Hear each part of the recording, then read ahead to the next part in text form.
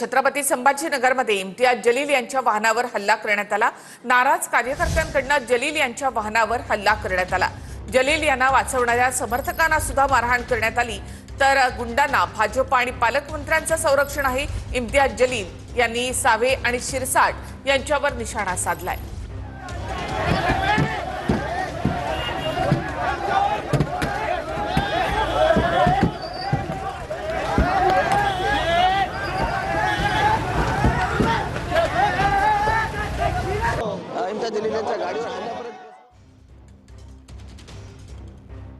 तर संभाजीनगरमध्ये जलील यांच्या वाहनावर हल्ला करण्यात आला। नाराज कार्यकर्त्यांनी इम्तियाज जलील यांच्या वाहनावर हल्ला केला। झुंडमध्ये कोण येतात?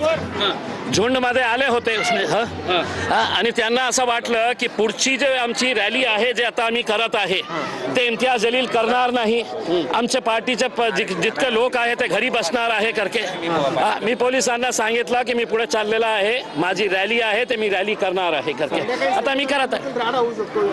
होऊ द्या ना साहेब, आम्ही काय गप्प बसणारे आहे का? जितके नाराज लोक तुम्हाला असं वाटत आहे की हे नाराज होते ते सगळे लोक आज ओएसी साहेबांच्या सभेमध्ये तुम्हाला दिसणार आहे।